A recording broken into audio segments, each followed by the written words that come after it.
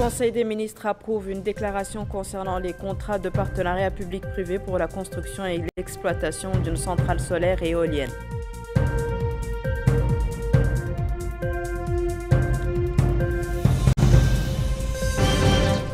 Le ministre de l'Autonomisation des jeunes supervise à Alleg le lancement de la phase régionale de la conférence nationale sur l'autonomisation des jeunes dans le Brakna.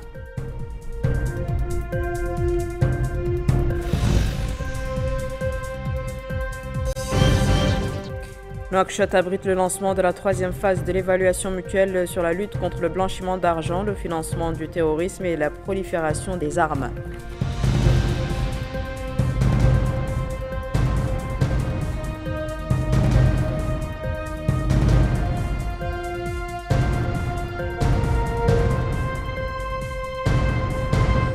Bonsoir mesdames, mesdemoiselles et messieurs, merci de vous joindre à nous. Le Conseil des ministres s'est réuni ce mardi 12 août 2025 sous la présidence de son Excellence M. Mohamed El-Cheikh Al-Ghazouani, président de la République.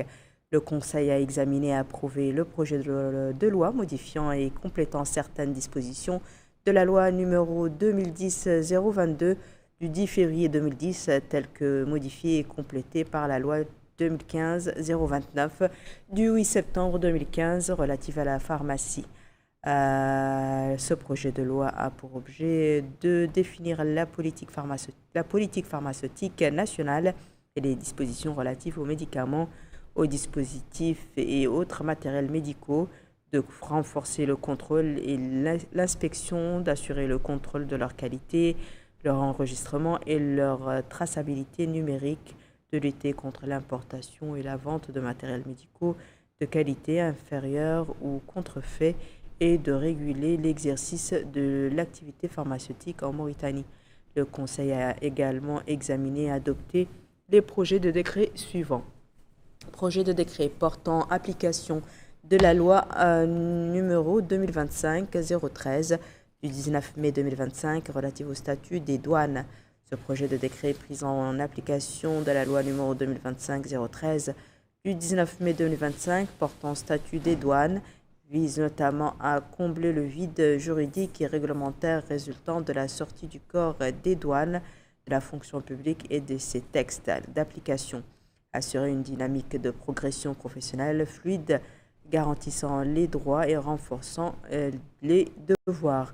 Organiser les corps afin de définir un parcours professionnel clair et avantageux pour les agents. Actualiser les critères de recrutement afin de permettre au corps de sélectionner ses agents selon des normes claires et définies en fonction des besoins, tout en améliorant la formation initiale et continue des agents, tous grades confondus.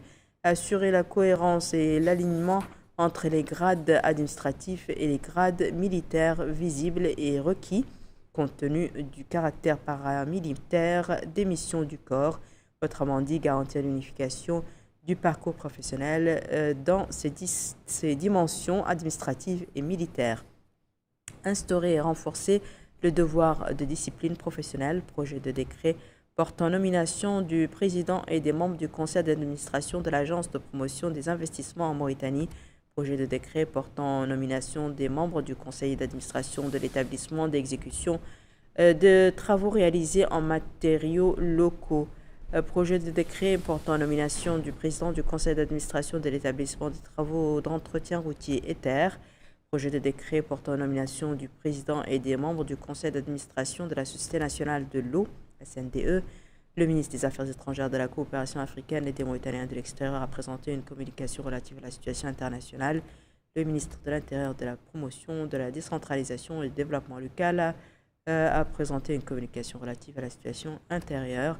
Le ministre de l'Énergie et du Pétrole a présenté une communication relative à l'approbation des contrats du projet PPP de centrales solaires et éoliennes de 60 MW. Cette communication vise à ratifier le contrat de partenariat conformément aux dispositions de la loi sur les partenariats publics-privés après avoir sélectionné le meilleur entrepreneur parmi les entreprises ayant manifesté leur intérêt pour la construction et l'exploitation de la centrale solaire et éolienne de 60 MW qui Iwafrika. Cette société s'engage à travers ce contrat à créer une société de droit mauritanien pour la réalisation du projet qui assurera la conception, le financement, la réalisation, l'exploitation et la maintenance des composantes suivantes. Une centrale photovoltaïque d'une capacité de 160 MW, une centrale éolienne d'une capacité de 60 MW, un système de stockage par batterie d'une capacité de 370, une ligne de raccordement acheté et le poste de transformation correspondant seront conçus, financés et construits par la société du projet, puis transférés à la Somelec à la date de mise en service. Le ministre de la Pêche, des Infrastructures maritimes et portuaires a présenté une communication relative à l'évaluation de la mise en œuvre de la stratégie d'aménagement et de développement durable et intégré des pêches maritimes. Cette communication a pour objectif de présenter au gouvernement l'économie de l'évaluation de la stratégie d'aménagement et de développement durable et intégré des pêches maritimes pour la période 2020-2024, conformément aux orientations gouvernementales et aux engagements du département. Cette évaluation, qui s'inscrit dans une démarche de redevabilité et transparence et d'amélioration continue des politiques publiques, a permis un examen rigoureux de la mise en œuvre de cette stratégie d'appréciation de l'exécution des actions, des résultats obtenus et des performances sectorielles. Elle a également identifié les obstacles rencontrés, qu'ils soient internes, capacité institutionnelle, gouvernance, externe, intersectorielle ou complexe. Au-delà du bilan, cette analyse critique des 5 dernières années nourrira les orientations du prochain programme quinquennal 2025-2029 et renforcera la vision sectorielle future.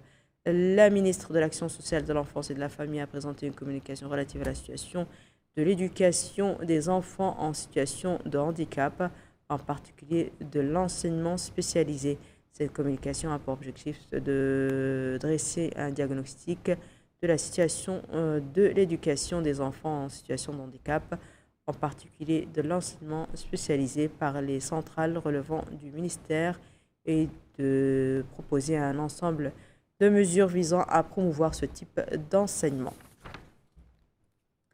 Notre pays a réalisé des progrès significatifs dans le domaine de la transplantation d'organes, comme en témoignent les transplantations rénales réussies qui viennent d'être réalisées avec prouesse au Centre national de cardiologie à Nouakchott.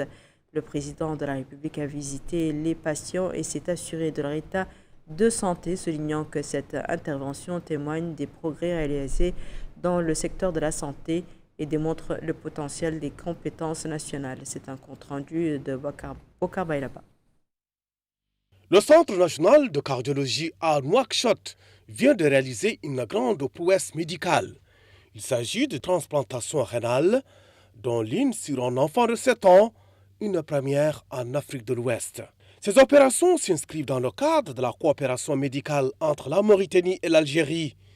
Elles ont été supervisées par une équipe conjointe des deux pays, ce qui témoigne de la profondeur du partenariat et de l'intégration dans le domaine de la santé.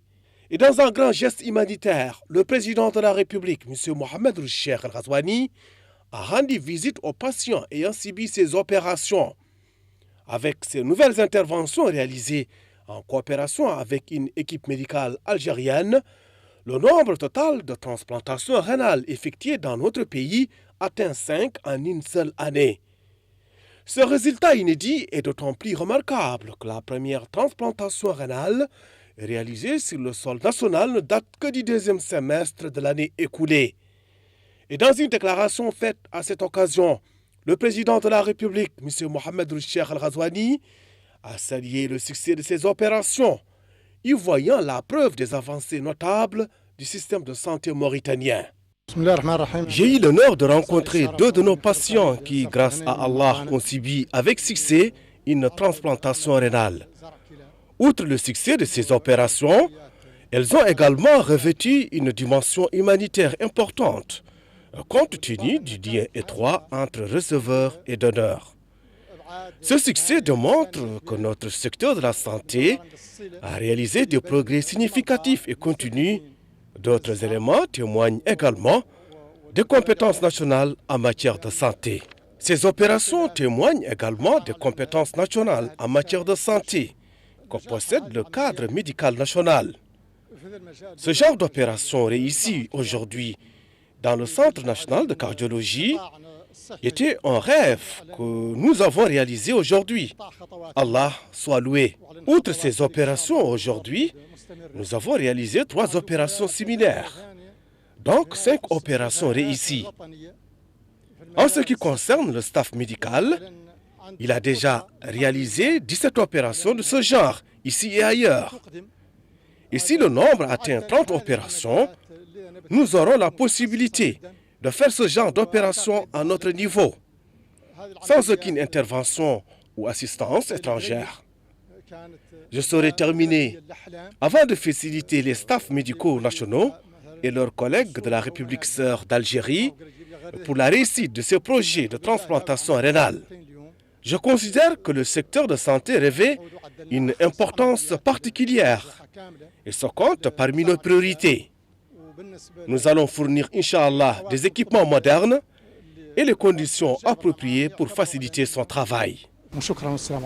Avec ces 2 opérations, le nombre de transplantations rénales réalisées en Mauritanie s'élève donc à 5, ce qui reflète le progrès significatif des capacités du secteur national de la santé, en particulier dans les spécialités de pointe. Dr Mohamed Lemrabot, néphrologue, explique que les receveurs et les donneurs de reins avaient fait l'objet d'un suivi médical minutieux. En d'autres termes, il s'agit de les préparer plus d'un mois à ce moment crucial, le prélèvement du rein et la transplantation. Et il a indiqué que le processus s'était déroulé dans de bonnes conditions. Madame Yamit Ahmed, la sœur de l'un des receveurs, affirme que cette opération médicale est à saluer. Elle affirme qu'il s'agit d'une grande prouesse médicale. Remercions l'État et l'ensemble des équipes médicales qui ont permis à la réussite de ces transplantations rénales. Le professeur Khaled El-Bouya, membre du Conseil national du don, prélèvement et transplantation d'organes et tissus humains, affirme que ces interventions médicales s'inscrivent dans le cadre des efforts de l'État de prendre en charge les malades en général et les personnes souffrant d'insuffisance rénale en particulier. Et il a rappelé que notre pays a entamé ses interventions médicales depuis 2024 grâce à l'appui du président de la République pour améliorer la qualité des prestations sanitaires dans notre pays. Et il annonce qu'une unité de dialyse pour enfants et des personnes en âge très avancé sera mise en service prochainement au Centre national hospitalier à Nouakchott. Et tout cela contribue à renforcer la prise en charge des personnes souffrant de maladies rénales. Les patients sont placés sous suivi médical avec des signes post-opératoires jugés très encourageants. Et cette réussite renforce la réputation du Centre national de cardiologie et met en lumière l'importance du partage d'expertise médicale au service de la santé publique. Le ministre de l'autonomisation des jeunes, de l'emploi, des sports et du service civique, M. Mohamed Abdallah Oulouli, accompagne du Wali du Brakna, M. Mohamed Oulsel, qui a supervisé hier soir à Alec le lancement des activités de la phase régionale de la conférence nationale pour l'autonomisation des jeunes au niveau de la wilaya. Cet événement fait suite à la clôture de la phase des Mourata'a qui a été marquée par diverses initiatives et exposées sur l'autonomisation des jeunes et les projets ciblés, ainsi que sur les activités de sensibilisation sur l'importance du service civique. C'est un compte rendu d'Amina Takal. Lancement de la phase régionale de la conférence pour l'autonomisation des jeunes au niveau de la wilaya du Brakna. Ce lancement a coïncidé avec la distribution des prix aux lauréats des différentes compétitions organisées au niveau des Moukata de la wilaya et auxquelles ont pris part des dizaines de jeunes. Ensuite, le ministre de l'autonomisation des jeunes, de l'emploi, des sports et du service civique, Mohamed Abdallahi Ould Louli a souligné lors de son allocution pour la circonstance l'importance de cette phase qui constitue le début d'une nouvelle dynamique nationale menée par les jeunes en application aux instructions du président de la République, Mohamed Ould Cheikh Al-Ghazouani. Mohamed Abdallahi Ould Louli a dans ce sens expliqué que cette conférence vise à faire avancer le processus d'autonomisation des jeunes, à renforcer leur esprit d'initiative pour consolider leur implication en tant qu'acteurs majeurs du développement. Affirmant que cette conférence lancée dans toutes les wilayas du pays sous les directives du président s'inscrit dans une vision plus large et une action concrète pour autonomiser les jeunes. Le ministre a salué l'excellence de la wilaya du Brakna durant la phase des Mokata, où des milliers de jeunes de tous les horizons de la wilaya ont interagi avec des activités de la conférence. Le président de la région du Brakna, Mustafa El Mohamed Mahmoud, a passé en revue les principales revendications urgentes des jeunes de la wilaya du Brakna, saluant les mesures prises en faveur de leur autonomisation. Le maire, Youssouf Ould Cheikh El Qadi, a quant à lui souligné l'importance pour les jeunes de saisir cette opportunité pour mettre en valeur leurs talents, en particulier compte tenu de la grande attention que le président de la République accorde à l'autonomisation des jeunes. Il est à noter que l'ouverture de la phase finale de la conférence s'est déroulée en présence du Hakem d'Aleg et du coordinateur national des conférences, ainsi que des chefs de services régionaux et des représentants des organisations de la société civile. Le ministre de l'Économie et des Finances a supervisé à Nouakchott le lancement de la troisième phase de l'évaluation mutuelle de la République islamique de Mauritanie en coordination avec le groupe d'action financière du Moyen-Orient et de l'Afrique du Nord. Ce processus d'évaluation constitue un outil efficace pour mesurer le respect par les pays des normes requises en matière de lutte contre le blanchiment des capitaux, le financement du terrorisme et la prolifération des armes. Yed Alifal. Le ministre des Finances et de l'Économie, M. Ahmed Loubou, a supervisé le lancement de la troisième phase de l'évaluation mutuelle visant à lutter contre le blanchiment d'argent, le financement du terrorisme et la prolifération des armes. Ce processus d'évaluation constitue une opportunité pour les pays d'identifier les points forts et les faiblesses de leur système national. Dans un discours prononcé à cette occasion, le ministre de l'Économie et des Finances a souligné que de nombreuses réformes seront abordées au cours de cette réunion, notamment la révision du cadre juridique relatif au blanchiment d'argent et au financement du terrorisme, le renforcement de la bonne gouvernance ainsi que la création de plusieurs comités. Des réformes importantes, a été déclaré, seront également discutées. De son côté, Mme Samia Abdelrahman Abou Sharif a souligné que le système d'évaluation permet de mesurer l'efficacité des plans et des réformes mis en place pour lutter contre les crimes transfrontaliers. Elle a précisé que ce système repose sur le dialogue et la concertation, un aspect qu'elle a particulièrement remarqué en Mauritanie et qui reflète selon elle une réelle volonté de lutter contre ces fléaux. Elle a salué cet excellent partenariat. Des équipes techniques sont actuellement mobilisées autour de ce travail. Quant à M. Hamed Saleh Zabi, il a déclaré que la coopération entre notre pays et cette organisation est excellente. Au cours de cette rencontre, plusieurs exposés ont été présentés devant l'assistance. Le ministre de la Culture, des Arts, de la Communication et de Relations avec le Parlement, porte-parole du gouvernement, M. Hussein El-Meddou, a inauguré hier soir en compagnie du Wali de Dakhlet Nouadhibou, M. Mahi Hamed, la troisième édition de la Semaine nationale de la culture et des arts sous le thème Vos vacances, culture et tourisme. Au là-bas. Les activités de la semaine comprennent des sujets culturels et artistiques, des expositions portant sur le patrimoine et des concours, en plus de la mobilisation autour des questions de l'unité nationale, de la citoyenneté et de la culture de paix et de la cohésion sociale. D'autres thèmes sont également concernés. Il en est ainsi du rôle central de la jeunesse, de l'encouragement du tourisme intérieur, de la lutte contre la drogue et le comportement nuisible, entravant le progrès socio-économique, de l'importance de la lecture pour l'individu et la société, et des risques que représente le phénomène des enfants sans soutien familial. Et à cette occasion, le ministre de la Culture, des Arts, de la Communication et des Relations avec le Parlement, porte-parole du gouvernement, El Hussein El-Meddou, a prononcé un discours dans lequel il a appelé à faire de ces journées un rendez-vous de joie et de conscience et faire de la ville de Nouadhibou, avec son océan, son sable et ses habitants, un havre pour la mémoire collective et une scène pour l'avenir.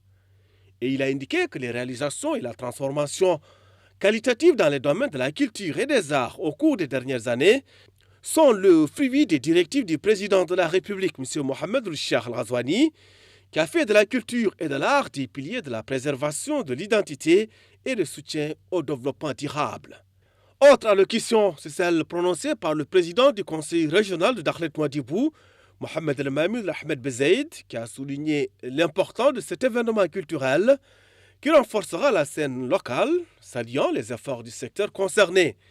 Et il a affirmé que cet événement contribuera à affiner les compétences des jeunes, renforcer l'esprit de citoyenneté et consolider les valeurs de coopération et de concurrence loyale. Au terme des allocutions, la délégation a visité une exposition organisée à cette occasion, comprenant un pavillon de l'Institut mauritanien de recherche océanographique et de pêche, un autre dédié aux livres et manuscrits historiques locaux, et un troisième pavillon pour les tableaux et dessins des artistes de la ville, en plus du pavillon dédié à l'artisanat.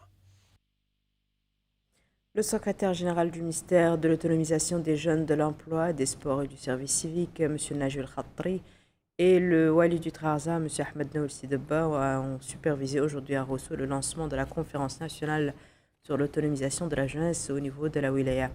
L'événement fait suite à la clôture de la phase des Mourata au cours de laquelle des concours dans les domaines économiques, culturels, sportifs et artistiques permettant d'identifier les lauréats et de récompenser les 3 premiers. Retour à Minatakan. À Rosso, c'est le secrétaire général du ministère de l'autonomisation des jeunes, de l'emploi, des sports et des services civiques, Najiboullah Khatri, qui a supervisé le lancement de la conférence nationale sur l'autonomisation des jeunes. Ainsi, dans son discours, le secrétaire général a indiqué que l'organisation est un événement important qui restera dans la mémoire de la wilaya et ouvre une nouvelle porte d'espoir et d'ambition pour un avenir prometteur. Cette conférence, dira-t-il, est aussi le début d'un processus qui permettra aux jeunes de renforcer leurs capacités et leur donne l'occasion de participer au processus de prise de décision économique et sociale dans notre pays. Au cours des derniers jours, toutes les Moukata de la wilaya ont été témoins d'initiatives dans les domaines de l'innovation, de petits projets, des activités culturelles et artistiques et du service civique, a-t-il ajouté, indiquant que la conférence se terminera par une rencontre entre le président et un groupe de jeunes. Le vice-président de la région du Trarza et le maire de la municipalité de Rosso ont salué l'organisation de cet événement au niveau de la wilaya qui permettra aux jeunes de montrer leur capacité dans plusieurs domaines. Il est à noter que la conférence durera 2 jours et les lauréats seront annoncés par le jury au niveau de la wilaya du Trarza. Retour à Nouakchott et plus précisément dans la wilaya de Nouakchott-Ouest où le secrétaire général du ministère de la Culture, des Arts, de la Communication et des Relations avec le Parlement, M. Sidi Mohamed El Khatri, a supervisé hier soir la cérémonie de clôture de la Semaine nationale de la culture et des arts, organisée sous le slogan Vos vacances, culture et tourisme. Yedalifal. Sont tombés sur la Semaine nationale de la culture, une manifestation riche en activités culturelles et artistiques qui a ainsi mobilisé un large public autour des valeurs de l'unité nationale, des citoyennetés, de la culture, de la paix et de la cohésion sociale. À cette occasion, le secrétaire général du ministère de la Culture a souligné l'importance de cette semaine dans la promotion de la diversité culturelle. Cette semaine culturelle témoigne de la richesse de notre patrimoine et de notre volonté commune de bâtir une société unie, fière de ses racines et ouverte sur l'avenir, a-t-il déclaré. De son côté, responsable culturel présent à la cérémonie a salué l'impact de cette initiative. Cette rencontre a permis, a-t-il dit, de mettre en exergue la profondeur et la diversité de notre culture tout en renforçant les liens entre les citoyens. La soirée a été marquée par la remise de cadeaux symboliques aux lauréats des différents concours organisés au cours de la semaine dans une ambiance festive et conviviale. À Nouakchott, des efforts considérables sont déployés pour mettre fin aux tas d'ordures qui envahissent la ville et pour endiguer la prolifération des décharges sauvages qui déforment le paysage urbain et favorisent la propagation des maladies. Certains citoyens semblent s'y prêter et soutiennent cette dynamique engagée pour donner un visage attrayant à la capitale soulignant qu'il est nécessaire de redoubler d'efforts pour accélérer le travail sur le terrain afin d'assurer l'élimination des ordures et des déchets des quartiers, compte tenu de leur impact direct sur la santé des habitants et sur la qualité de l'environnement urbain. Pour sa part, la société Arma Environnement, en charge de la gestion des ordures à Nouakchott, affirme être venue à Nouakchott avec une forte détermination, une équipe qualifiée et motivée, soutenue par une flotte de véhicules et d'équipements de pointe et travaille avec professionnalisme et respect des normes environnementales les plus élevées. La représentante de la société souligne qu'elle travaille matin et soir avec 3 équipes organisées suivant un emploi de temps bien défini pour couvrir tous les quartiers. Elle affirme que bien que la société ne soit présente à Nouakchott que depuis seulement 1 mois, elle sait que certaines parties de la ville demandent du temps pour s'améliorer et que certaines conditions doivent être réunies pour obtenir de bons résultats. Ce sera tout pour ce journal, mesdames et messieurs. À présent, le rappel des titres. Le Conseil des ministres approuve une déclaration concernant les contrats de partenariat public-privé pour la construction et l'exploitation d'une centrale solaire et éolienne. Le ministre de l'Autonomisation des Jeunes supervisa à Alleg le lancement de la phase régionale de la Conférence nationale sur l'autonomisation des jeunes dans le Brakna.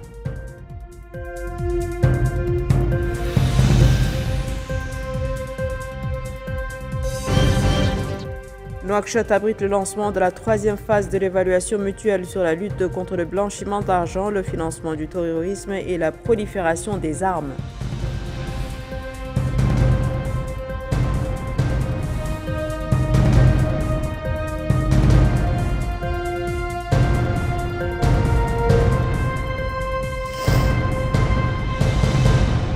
C'est la fin de ce journal, mesdames et messieurs. Merci à vous de nous avoir suivis. Merci de votre fidélité. À très bientôt, Inch'Allah.